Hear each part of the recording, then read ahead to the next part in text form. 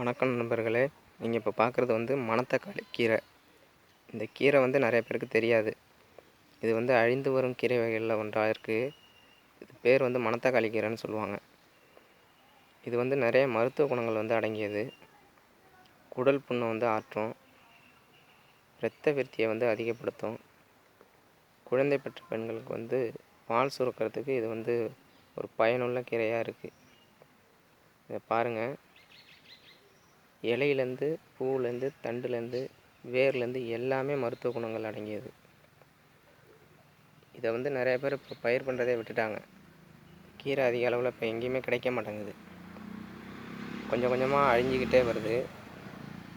இது எதனால் இந்த பதிவுன்னா, இதை வந்து நிறைய பேர் பயிர் பண்ணணும்.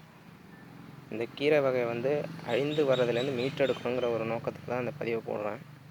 இது உங்களுக்கு வந்து பயனுள்ள வகையில் இருந்ததுன்னா லைக் பண்ணுங்கள், ஷேர் பண்ணுங்கள், கமெண்ட் பண்ணுங்கள். மேலும் இது போன்ற வீடியோக்கள் போடுறதுக்கு வந்து நீங்கள் கொஞ்சம் சப்போர்ட் பண்ணுங்கள். நீங்கள் தர்ற ஒவ்வொரு லைக்ஸு ஷேரும் எனக்கு வந்து இது போன்ற வீடியோக்கள் மேலும் போடுறதுக்கு உறுதுணையாக இருக்கும். இதை பார்த்தீங்கனாலே தெரியும், இந்த கீரை வந்து நல்லா பச்சை பசேல்னு தளன்னு எப்படி இருக்குன்னு பாருங்கள். இது ஒரு கட்டு வந்து 50 ரூபாய்க்கு இப்போ வந்து மார்க்கெட்டில் போயிட்டுருக்கு. கீரை கட்டு ஒரு கட்டு 50 ரூபா. அதேமாரி வத்தல் வந்து வத்த குழம்பு வைக்கிறவங்க கண்டிப்பாக இதை வந்து பயன்படுத்துவாங்க. எல்லா கல்யாண வீட்லேயும், ஹோட்டலில் எங்கே வத்த குழம்பு வச்சாலும் இந்த மணத்தக்காளி வத்தல் கண்டிப்பாக அதில் இருக்கும். அதனால் வத்தலுக்கும் ஒரு நல்ல விலை கிடச்சிட்ருக்கு. 100 ரூபா 150 ரூபா கிலோ அந்த ரேட்டுக்கு போயிட்டுருக்கு. இப்போ இது வந்து பராமரிப்பு செலவும் ரொம்ப கம்மி தான். என்ன நீர் மற்றும் நல்ல நீர் வந்து ஒரு நாள் விட்டு ஒரு நாள் இதுக்கு வந்து கொடுத்துக்கிட்டே இருக்கணும். மற்றபடி ரசாயன உரங்கள் எதுவுமே பயன்படுத்த வேண்டியதில்லை. இயற்கையான ஆட்டு சாணம், மாட்டு சாணம் இது மட்டும் போட்டாலே போதும். கீரை பார்த்தீங்கன்னாலே தெரியும், நாங்கள் எதுவுமே ரசாயன உரங்கள் பயன்படுத்தாமல் தான் அதை வந்து விளைவிக்கிறோம்.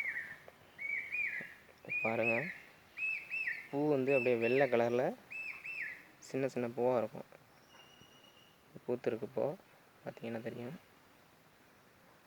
நல்லா வெள்ளை கலரில் நைஸ் பூவாக இருக்கும். பூவிலேருந்து, இலையிலேருந்து, தண்டுலேருந்து, வேர்லேருந்து எல்லாமே சாப்பிட்லாம். காய் வந்து அதிகபட்சம் வத்தலுக்கு தான் பயன்படுத்துகிறாங்க. காய் பழமெல்லாம் வத்தலுக்கு தான் பயன்படுத்துகிறாங்க.